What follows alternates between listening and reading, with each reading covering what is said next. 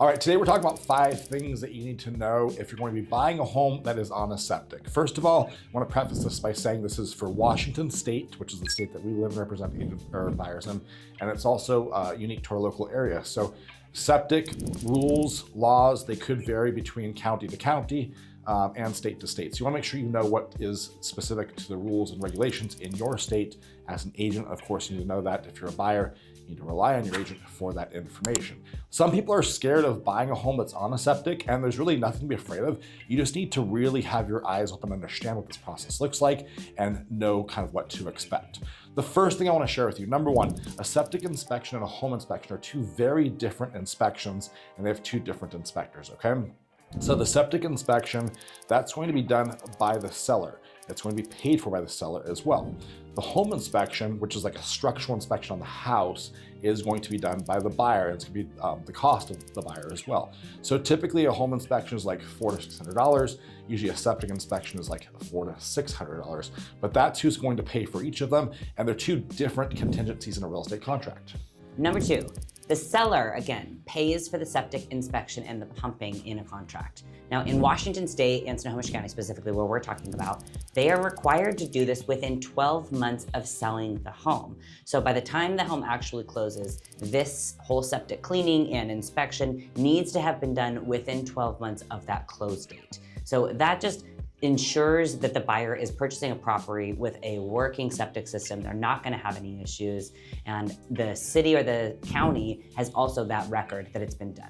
Number 3, as a buyer, you have the option to attend the inspection, and I highly recommend doing so you can see really how the system works. I just did a septic inspection this morning with a buyer. The septic company was super cool. They walked my buyers through how the system works, how the alarm functions work, how often to have it pumped out, and walk them through the whole system, like everything you need to know. So you have that right as a buyer to go to the inspection, and I definitely recommend that you do so.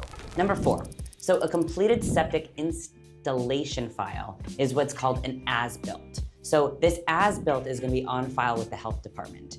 In Snohomish County and King County and a lot of the counties, obviously in Washington State, a lot of these septic systems were installed a long time ago. So a lot of them may not have a truly up-to-date as-built, or you'll even see like a literally like hand-drawn as-built. Okay, that's very common, unfortunately, for these older projects or these older homes.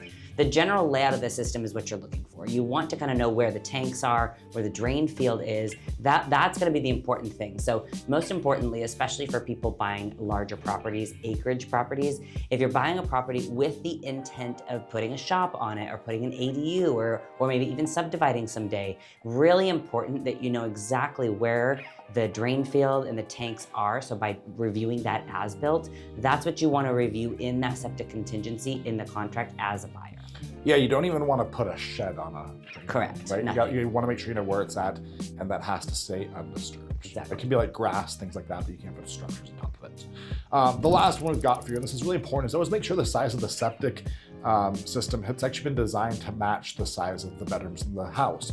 A home is actually only supposed to be listed for the amount of bedrooms the septic's been designed for. So if the septic system is designed for a 2-bedroom, but the house has 3 bedrooms, they can only list it as a 2-bedroom house. Okay, so it's really important to know. It doesn't mean it's like a deal killer to buy it and that the system's not gonna be able to handle having a 3rd bedroom. It's just something you wanna do a little bit more due diligence on and really understand the size of the septic tank, the size of the drain field, things like that. You might wanna pull a septic like designer into the conversation to look at the documents and see if they're gonna match the amount of people that are gonna be living in the house. Because the septics are all designed off of how many bedrooms are in the home, not how many bathrooms are in the house. A lot of people get that confused. They think, hey, why isn't sized off bathrooms? Well, bathrooms don't dictate the usage of the toilet, just to be totally frank. It's going to be based on how many people live in that home, which is based off how many bedrooms there are in the house. So it goes off bedrooms, not off bathrooms. So those are the 5 tips we've got for you today. Again, if you're buying a home on a septic, just make sure you use a septic contingency. Make sure you carefully analyze all of the documents, have your agent look through those. They should be guiding you through it just like we do for our clients. And of course, if you're thinking about buying or selling a home